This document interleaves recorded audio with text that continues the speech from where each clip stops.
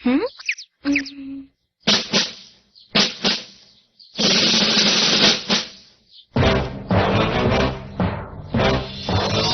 Siya si Sui Takeshima, ang nakababata kong kapatid. Magandang umaga, babaeng Gulyani. Tinulungan mo ako nung nakaraan, di ba? Ano sabi mo, babaeng Gulyani? Ay, ano ginagawa mo? Heto, pumunta ako para bigyan ka ng trabaho. Trabaho? Anong klaseng trabaho? Kasi, ito mga nakaraang araw napansin ko na parang medyo matangay si Kuya. Ha? Pero kahit na meron siyang dinaramdam, lagi niya rin ako binabati na magandang umaga para lang mapasaya ako. Ay, alam mo ba, napakaswerte ko talaga dahil naging kapatid ko siya. Kaya ako narinig ang sinasabi mo! Tama na, wala ako naririnig! Kaya, ang gusto ko sana kahit na paano maging masaya naman siya. Hikari, tanggapin mo na kasi. Total pulubi ka, di ba? Naku po, lagot! Oh?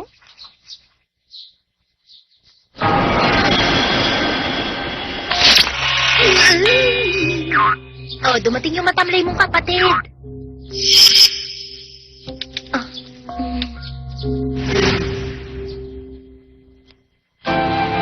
Invitation, Saiga's Mansion.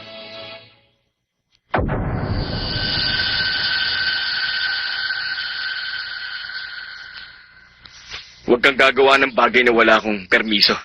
Bakit? Nagagalit ka ba sa akin na dinala ko sa kanya yung invitation? Pero, naisip ko lang kasi na sigurado mapapasaya ni Hikari yung boring na party na yan para sa iyo. Oh. Anong sinabi mo? Teka, ano bang dahilan at nagagalit ka? Hikari, pwedeng pakisoli mo na lang yung imbitasyon.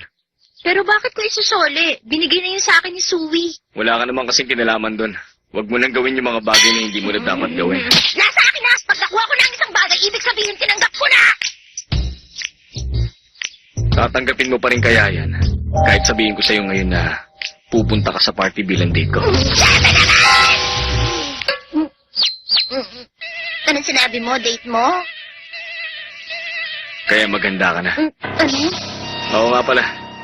Kailangan mong sumunod sa mga ipag-uutos ko para sa party. Total ako naman ang amo mo. Grabe naman ang balikan to. Mama! Pahinging tela! Ano? Tela?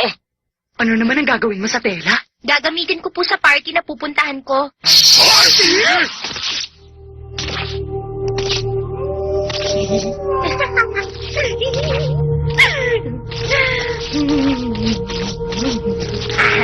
Ako magiging perfect na date sa party na yon at hindi na siya makakapagreklamo.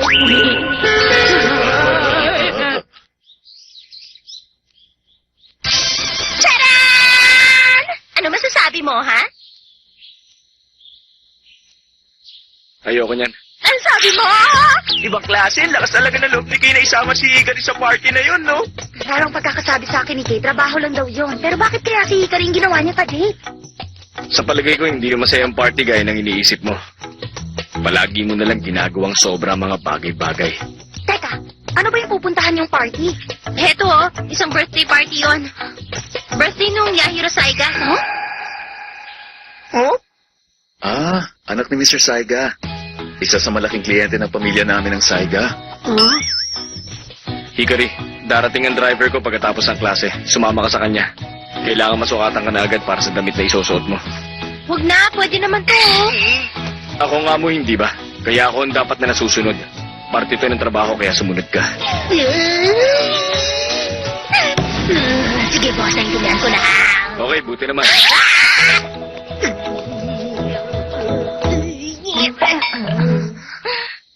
Hikari, huwag ka na mag-alala. Ayos lang. Pag nagsikap ako, magiging maayos din ang lahat. Siya nga pala. Ano ba ang kaibahan ng festival sa party? Yan ba ang inaalala mo? Oh?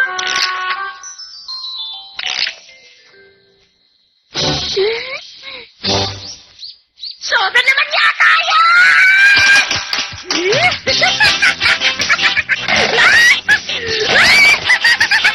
Gono, huwag po ka masyado maligpit. Pasensya na.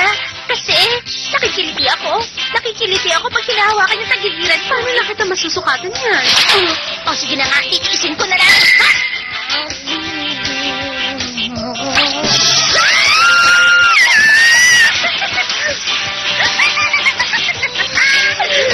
Tumatawag. Ito yung binigyan sa akin ni Mr. Kangshima. Talaga? Halika na, Miss Hanazono. Pasensya ka na. Sige, tutulong na lang ako para masukatan ka na niya. Sige, maraming salamat. Teka lang, hindi ako pumapayag. Umalis ka naman dito! Alam ko na. Ikaw si Hikari Hanazono, tama ba? Huh? Taga-SA ka ng Hakusen Academy. Sikat na sikat ka. Talaga? Tara! Ngayon na, dali! Sukatan mo na siya! Iwan mo nga ako! Alis mo yung kamay mo! Magbabawa ka! Lente yung mga... Bayulenting mga kilos ko? Bigla ako naisip. Tama kaya ang ginagawang pagpapaamo sa ni Kay? Huh? Sige na! Sukatan mo na siya!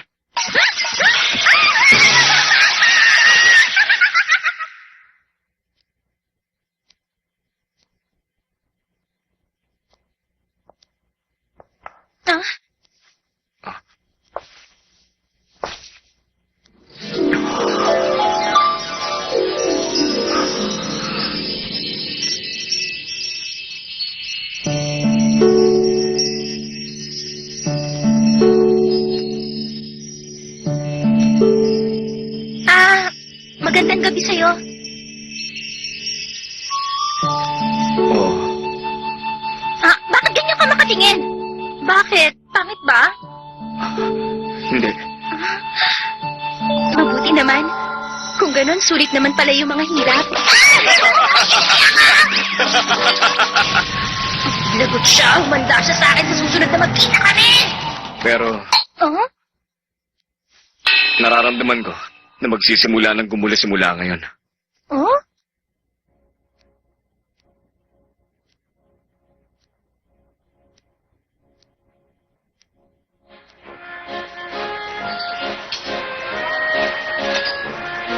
Ang galing.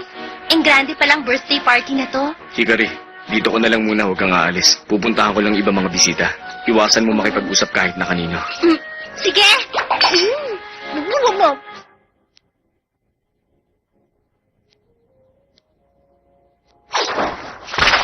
Ayos! Nakapasok na rin tayo! Nako, pasensya na Tadashi.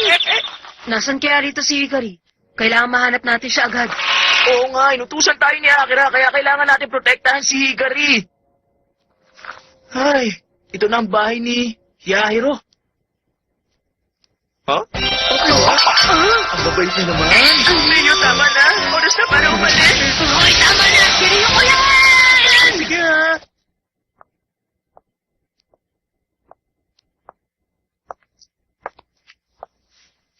Ay, napakatahimik naman sa lugar na to. Hindi nga magiging masayang party na to kung pagbabasihan yung atmosphere dito. Si Takeshima walang ginawa kundi batiin yung mga bisita. Oo nga. At malamang sawang-sawa na si Kay dahil sa dami ng taong dumating. Oo. Hi! Ikaw na naman? Teka, ba't narito ka? Ano? Tinatanong mo kung bakit? Nandito ako kasi akong may birthday. Kung ganon, ikaw si Yahiro. At ikaw? Ikaw naman ang girlfriend ni Kay, di ba? Ha? Ikaw ang date niya, kaya ibig sabihin, girlfriend ka niya.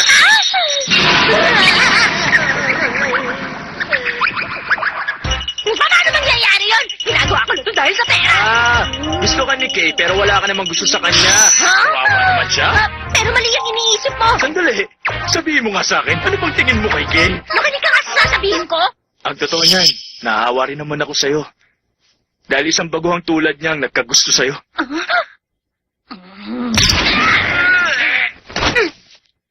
Tandaan mo, wag mo na uling sasabihan ng karibal ko na baguhan siya. Nabubuhay ako ngayon para magawa ko uli siyang talunin. At yun ang dahilan kaya sigurado ako na hindi siya magkakagusto sa akin. Sige, alamin natin. Ha? Ganito na lang. Kunwari, meron akong gagawing masama sa'yo. Pag nakita niya tayo at nagalit siya, ibig sabihin, meron talagang gusto sa'yo si Kay.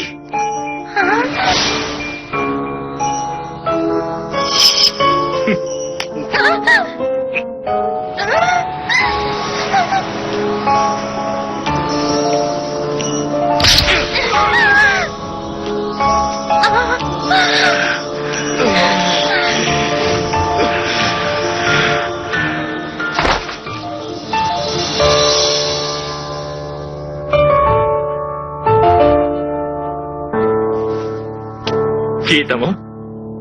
Tama yung sinabi ko sa'yo, di ba?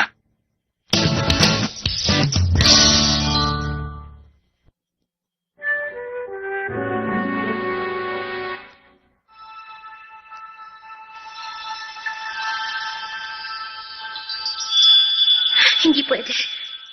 Ibig sabihin, gusto ko ni Takashima. Hindi, nagkakamali lang ako.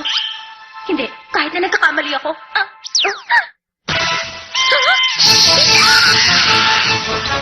Hikari?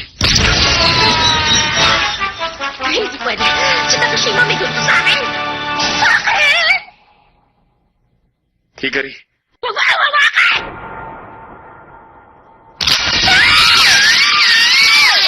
Nako, lagot ka! Galit na sa'yo si Hikari! Yahiro, ano ba sinabi mo sa kanya?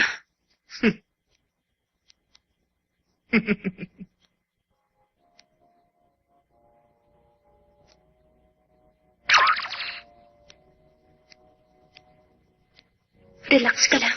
Relax ka lang, Hikari. Babalik ako. Oo nga, bakit nga pala ako tumakbo? Ha? Sino to? Anong ginagawa mo rito? Pumasok ka rito nang hindi nagpapaalam? Ha? Yahiro, sorry Hindi ko na malayan na nakapasok na pala ako sa kwarto na to. Di ba sabi mo na itinuturing mong mahigpit na karibal si Kay? Ha? Oo, tama yun. Sigurado ka ba? Ha? Pasensya na. Sa tingin ko hindi seseryosohin ni Kay na makipagkompetensya sa tulad mong babae. Bakit mo nasasabi ang bagay na yan? Ang dapat sa'yo, nagsusuot na lang ng magagandang damit. At pagkatapos, ngumiti ka ng masaya. Tumigil ka na! Ay, pambihira, wala talagang silbi si Kay. Hindi man lang niya kayang disiplinahin ng girlfriend niya. Mukhang ako yata ang kailangan dumisiplina sa'yo. Talaga nakakatawa naman. Kaya, sinabi mo ba? Hikari,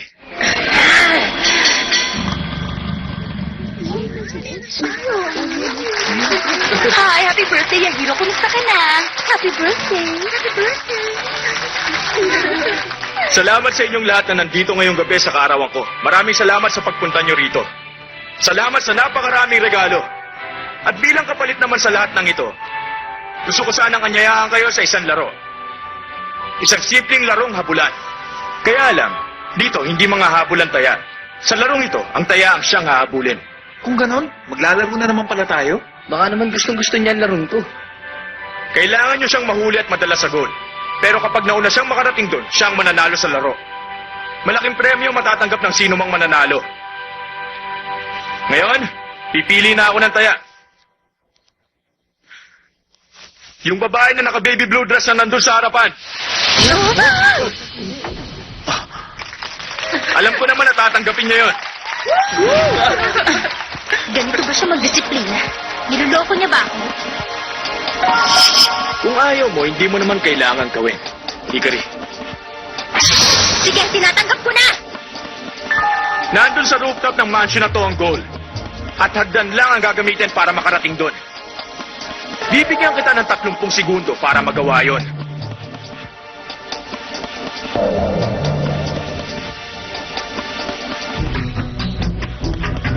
Ngayon na! Hindi ako pwede. Magpatalo!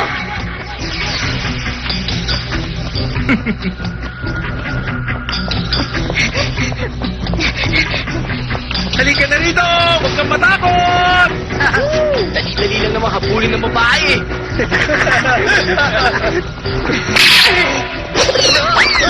Takashima! Manda ka!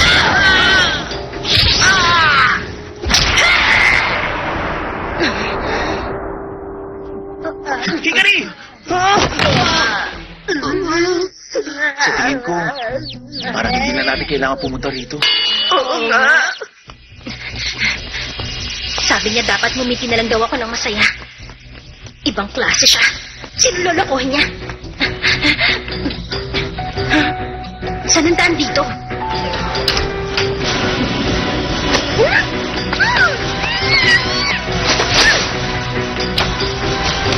Tumahimik ka. Sino ka?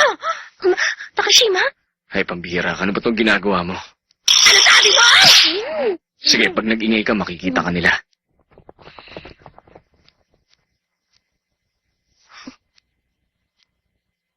Ay. Ano ba kasi yung sinabi ni Yahiro? Wala! Wala lang! Sige. Bilang amo, inuutusan kitang magsalita. Pag nakita niya tayo at nagalit siya, ibig sabihin, meron talagang gusto sa'yo si Kay.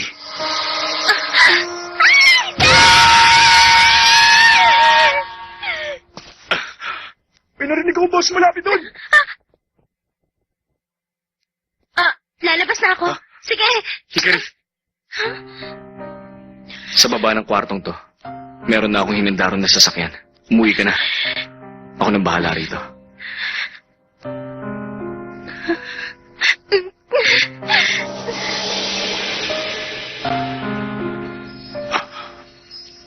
Pasensya na, Takashima. Pag umalis ako ngayon, nangangahulugan lang na tinanggap ko na kung anong sinabi niya.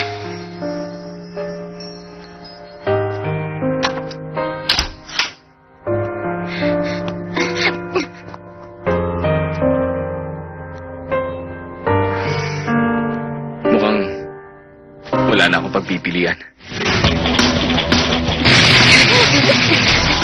Pancho!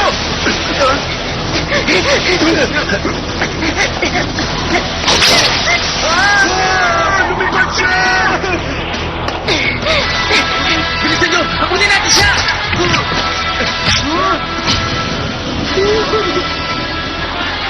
Wala na sila. Kaya ako na lang bahala sa'yo.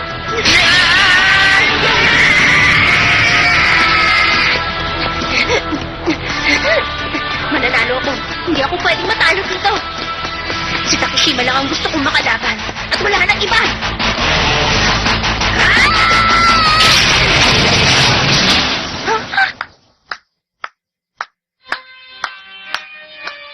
Binabati kita dahil ikaw ang nanalo sa laro.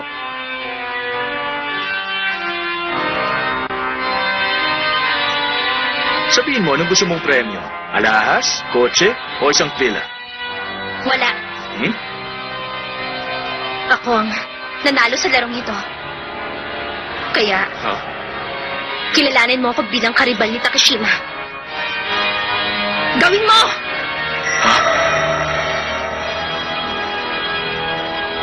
Ganun pala. Yun ang dahilan. Sige, walang problema. Alam mo, Hikari, mukha nga pwede kang maging karibal niya. Huh? Magpapaalam na kami sa'yo. Hanggang sa muli, Yahiro. Happy birthday na lang.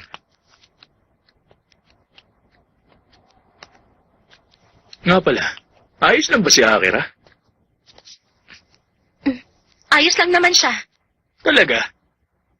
Kung ganun, mabuti naman. Sige, yun lang.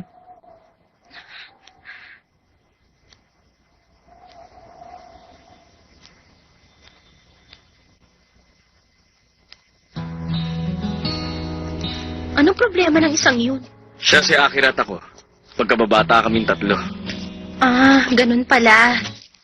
Napakarami ko palang bagay na hindi alam tungkol sa'yo. Interesado ka ba malaman ng mga yon? Naku, hindi! Hindi ako interesado, no? Ang kaso ako, interesado. Hikari, sabihin mo, ano ba talaga yung sinabi ni Yahiro? Wala nga! Wala yun! Sabihin mo. Hindi ko pwedeng sabihin sa'yo! Sige na, Pwede ba? Huwag ka nga makulit, Takashima! sabihin mo na. Hindi ko sasabihin. Tell me.